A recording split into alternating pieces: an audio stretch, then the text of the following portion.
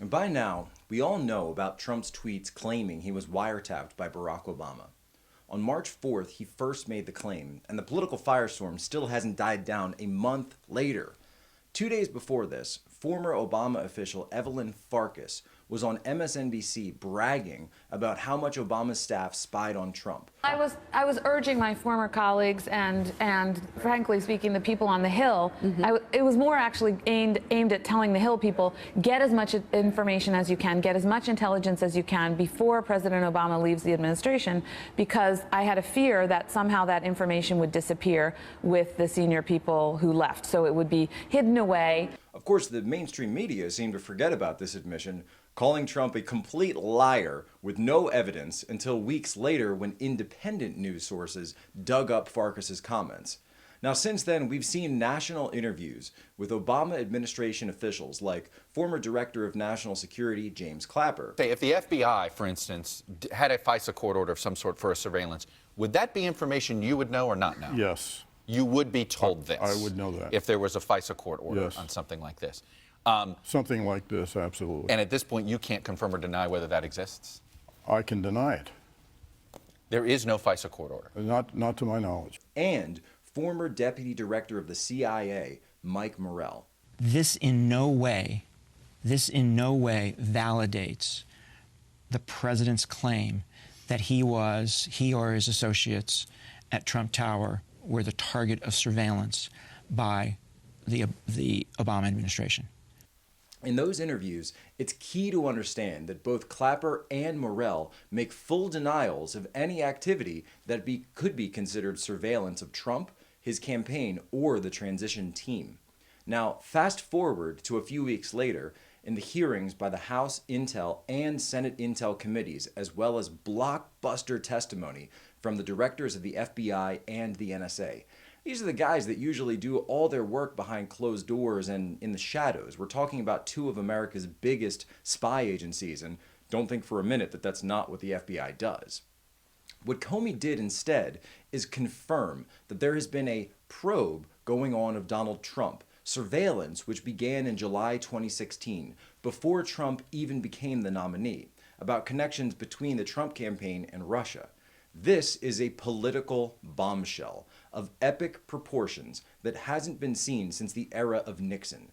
The FBI investigating not only one, but both nominees for President of the United States. As if you didn't need any more evidence of just how much Barack Obama was abusing the government's powers to spy on political opponents.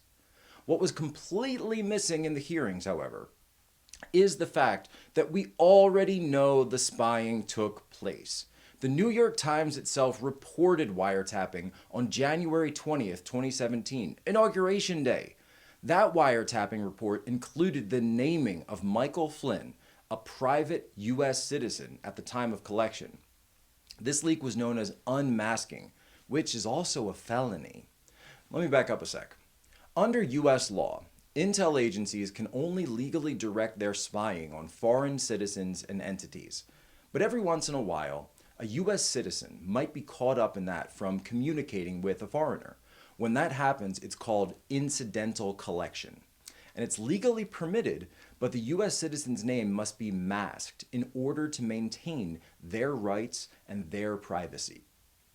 The process of revealing that U.S. person's name is called unmasking, and it's extremely rare.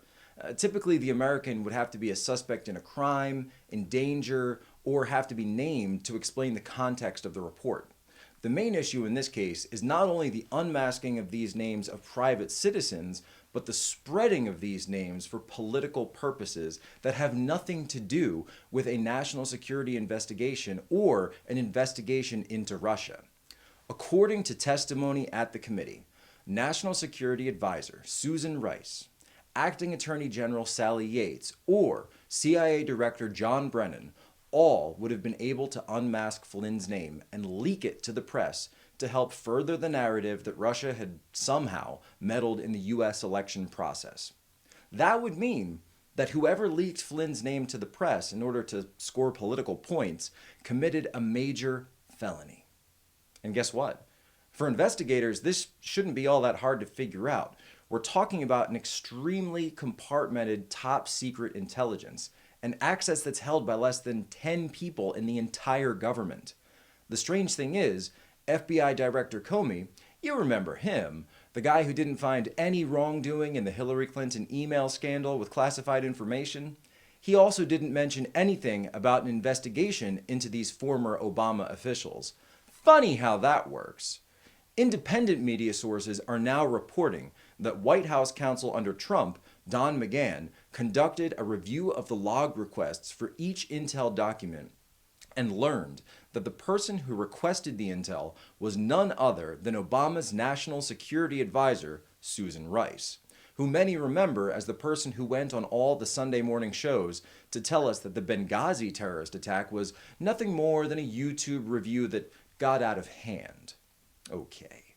Rice acted then on orders from Secretary of State Hillary Clinton and ultimately President Obama. Is that the same case as what's going on now?